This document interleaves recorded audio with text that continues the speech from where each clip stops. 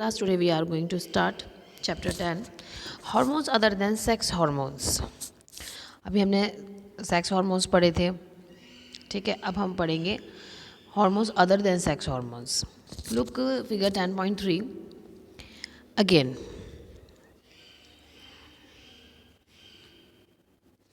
यह है फिगर 10.3 जहाँ hormones pituitary stimulate testes and ovaries to release testosterone in males and estrogen in female. Testosterone in male and estrogen in female after that ही release होते हैं blood stream में और सारे parts पर पहुंच जाते हैं जो इनका टारगेट होता है. Stimulate changes in the body at one side of poverty. और जब ये हमारे टारगेट साइड पहुंच जाते हैं तो ये फिर हमारी बॉडी में जो चेंजेस लाते हैं उसी को बोलते हैं poverty. The hormones secreted by the pituitary stimulate testes. Boojho and Paheli testes and ovaries जो हार्मोन्स से सिक्रेटेड होंगे by pituitary stimulate testes and ovaries to produce their hormones. You have already learned that pituitary gland is an endocrine gland which is attached to the brain. Pituitary gland जो है वो endocrine gland है और ये किससे attached है? ये brain से attached है. Apart from the pituitary, the testes and the ovaries, there are other endocrine glands in the body such as thyroid, pancreas and adrenals. ये और glands हैं हमारी body के अंदर. Position of endocrine glands in the human body जो given figure 10.5 में आप देख सकते हो. पिट्यूटरी ग्लैंड कहाँ प्रेजेंट है? Thyroid gland, adrenal gland, pancreas. Position of ovary in the female, testes in male. Boojho and Paheli had once visited their aunt who was a doctor and remember that a boy named Kaka had a very big and bulging throat. उन्हें याद आया कि वो अपनी aunty के घर में थे, वो डॉक्टर हैं. तो वहाँ पे जो काका है वो very big and bulging throat था, उसका बड़ा सा गला. Their aunt had told them काका वाज सफरिंग फ्रॉम ग्वाइटर. तो आंट ने बताया कि काका को कौन सी बीमारी है? ग्वाइटर की बीमारी है. A disease of thyroid gland, जो डिसीज़ होती है थायराइड ग्लैंड की. Kaka's thyroid gland was not producing the hormones. जो थायराइड ग्लैंड होती है हमारी बॉडी में, जो फिगर में थायराइड ग्लैंड दिख रही है, जब भी हार्मोन प्रोड्यूस नहीं करती है, उस हार्मोन्स का नाम है थायरॉक्सिन. थायरॉक्सिन हार्मोन प्रोड्यूस नहीं करती है, तब ये वाली जो बीमारी है ग्वाइटर की हमारे गले में हो जाती है. Their aunt also told them that their uncle was suffering from diabetes. उसकी आंट बताती हैं कि उनके जो हस्बैंड है, मतलब बच्चों के जो अंकल हैं, उनको कौन सी बीमारी है? डायबिटीज़ की. Because his pancreas was not producing their hormones insulin. जो पैंक्रियाज है बॉडी में वो एक हार्मोन प्रोड्यूस करती है इंसुलिन, और इंसुलिन जब ये प्रोड्यूस नहीं करती है तब डायबिटीज़ कॉज होती है. Boojho and Paheli then ask their aunt about the adrenal gland which are shown in the chart hung on the wall of our clinic. बच्चे उनसे एड्रिनल ग्लैंड्स के बारे में भी पूछते हैं क्योंकि उनके क्लिनिक में जो चार्ट है उसमें वो भी है. The aunt told them that adrenal gland secretes hormones which maintain the correct salt balance in the body. Adrenal gland जो है वो एक हार्मोन सिक्रेट करता है जो कि हमारी बॉडी में एक करेक्ट बैलेंस रहता है सॉल्ट का. सॉल्ट बैलेंस रहता है हमारी बॉडी में, वो किसकी वजह से रहता है? एड्रिनल ग्लैंड की वजह से. Adrenals also produce the hormones adrenaline. Adrenal gland कौन सा हार्मोन प्रोड्यूस करती है? एड्रिनालिन. इट हैव्स the body to adjust the stress which one is very angry, embarrassed or worried. ये क्या करती है? ये बॉडी को एडजस्ट कर देती है जब कोई ज़्यादा कोई किसी स्ट्रेस में होता है, गुस्से में होता है या कोई परेशान होता है. ठीक है, तो ये बॉडी को एडजस्ट कर देती है. Thyroid wall and adrenal secrete their hormones when they receive order from the pituitary through its hormone.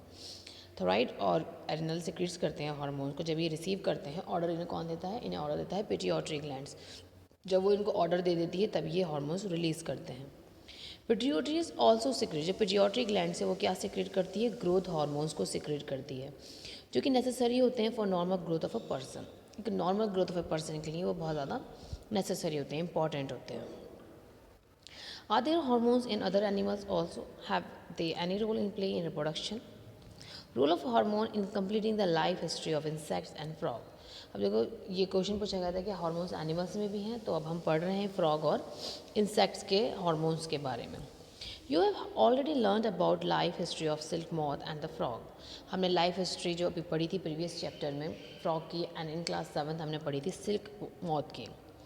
The caterpillar has to pass through various stages to become an adult moth.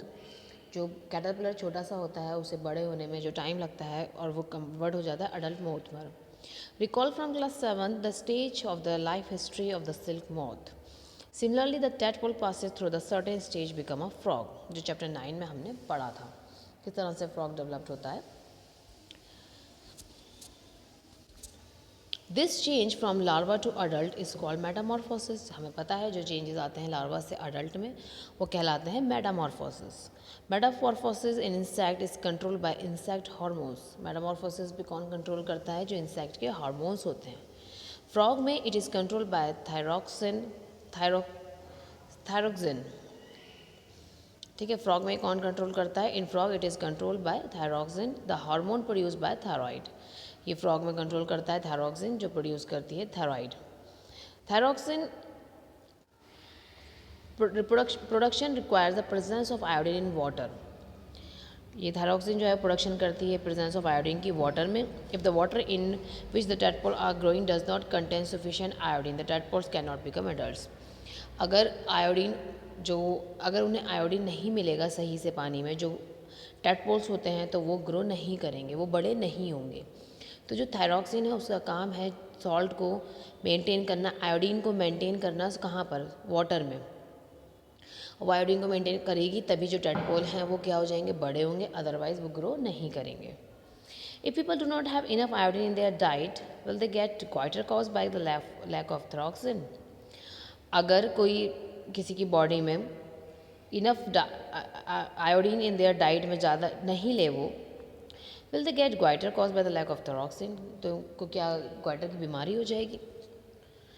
Reproductive health. This physical and mental well-being of the individual is regarded as an individual's health.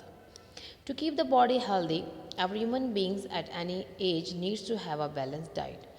जब हम बड़े हो रहे होते हैं तो हम physically और मेंटली दोनों से अच्छे ही प्रिपेयर होने चाहिए।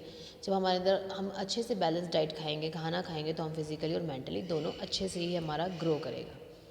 The person must have also observed personal hygiene and undertake adequate physical exercise.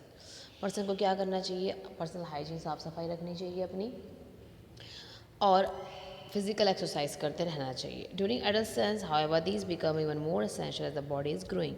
जब बड़े हो रहे हो तब तो ये बहुत ज़्यादा ज़रूरी है कि हमें इन चीज़ों का ध्यान रखना चाहिए। Nutritional needs of the adolescence. Adolescence is a stage of rapid growth and development. Hence, the diet for an adolescent has to be carefully planned.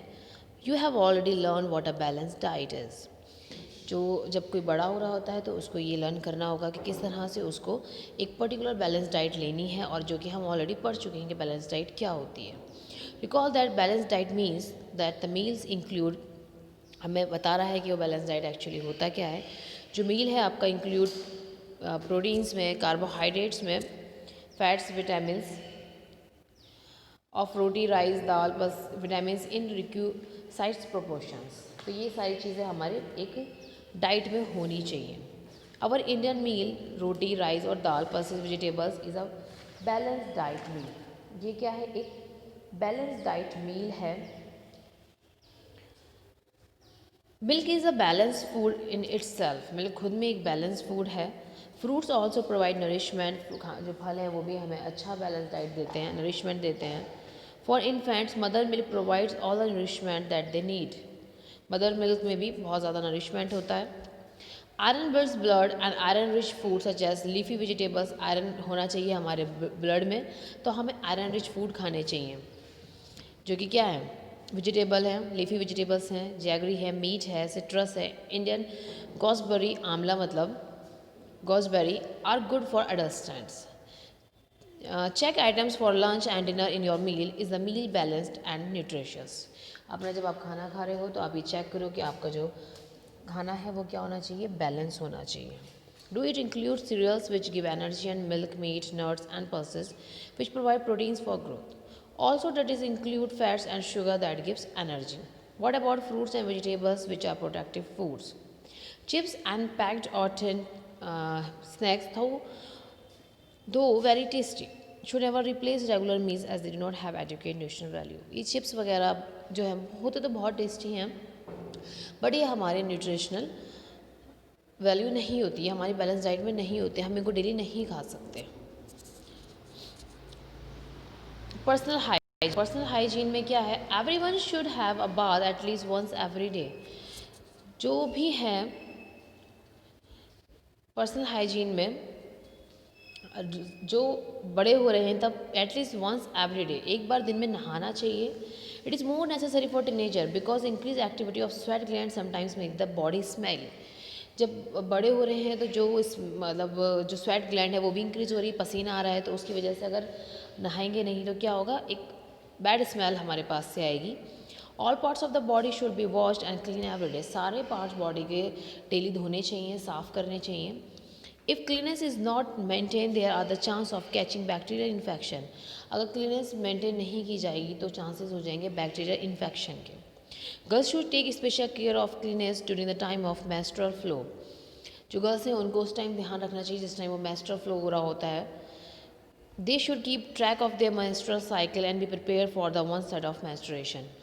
Use sanitary napkin or clean homemade pads. Change pads every 4-5 hours as per requirement. जब menstrual cycle के दौरान वो अपने pads वगैरह को change करें तो वो इस बात का ध्यान रखें 4 से 5 घंटे बाद वो उसको चेंज करें। उस टाइम पर उनको अपनी क्लीननेस का बहुत ध्यान रखना है। Physical exercise. Walking and playing in fresh air keeps the body fit and healthy. Walking और प्लेइंग क्या है, फ्रेश एयर, हम क्या बॉडी को अगर फ्रेश एयर मिलेगी, हम वॉकिंग करेंगे, खेलेंगे तो हमारी बॉडी क्या रहेगी, हेल्दी रहेगी। All young boys and girls should take walks, exercise and play outdoor games.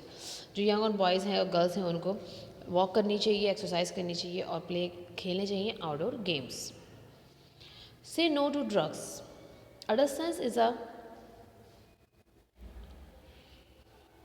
adolescence is a period of much activity in the body and mind which is normal part of growing up. adolescence के दौरान काफ़ी activities हमारे दिमाग में, हमारी body में चल रही होती हैं जब हम नॉर्मली बड़े हो रहे होते हैं। So do not feel confuse और इनसिक्योर। तो कभी भी इनसिक्योर और कन्फ्यूज फील नहीं करना चाहिए। If anybody suggest that you will get relief if you take some drugs. जैसे मान लो अगर हमें बहुत स्ट्रेस हो रहा है या हम बहुत ज़्यादा इनसिक्योर फील करते हैं तो तब कोई हमें अगर बोले कि हमें ड्रग्स लेना चाहिए, just say know unless prescribe by the doctor. अगर आपको ऐसा फील हो रहा है कि आप किसी स्ट्रेस में हो, आप परेशान हो, आप इनसिक्योर हो, तो आप डॉक्टर से बात करिए, ना कि किसी के कहने से ड्रग्स को लेना शुरू करिए। Drugs are addictive. If you take them once you feel like taking them again and again. Drugs एक ऐसी चीज़ है, ऐसी लत है जो अगर आपने एक बार ले ली तो आपको बार बार उसको लेने का मन करेगा। They harm the body in the long run. और ये हमारी बॉडी को बहुत ज़्यादा नुकसान पहुंचाता है। दे रूइन हेल्थ एंड हैप्पीनेस। ये खुशियों को और जो हमारी हेल्थ है उसको तबाह कर देता है। You must have heard about AIDS which is cause by the dangerous virus HIV। AIDS के बारे में भी सुना होगा, वो किस वायरस से कॉज होता है, HIV से। This virus can pass on to a normal person from infected person by sharing the syringe use for injecting drugs. ये कब होता है, जब एक की बॉडी से दूसरे की बॉडी में डाला जाए। जब इंजेक्शन, जैसे मान लो कोई ड्रग्स वाला बंदा था उसके लगाया और फिर वो किसी और के लगा दिया, तब HIV वायरस जो है वो फैल जाता है। It can also be transmitted to an infant from the infected mother through her milk. अगर मदर में ये होता है तो मदर की वजह से उसकी बेबी में भी ये हो जाता है। The virus can also be transmitted through sexual contact with a person infected with HIV। ये सेक्सुअल कॉन्टैक्ट में भी अगर कोई किसी HIV पर्सन के साथ आता है तब भी ये वायरस क्या हो जाता है, फैल जाता है। ठीक है, ये complete chapter 10 reaching the age of adolescence. Thank you class, have a good day.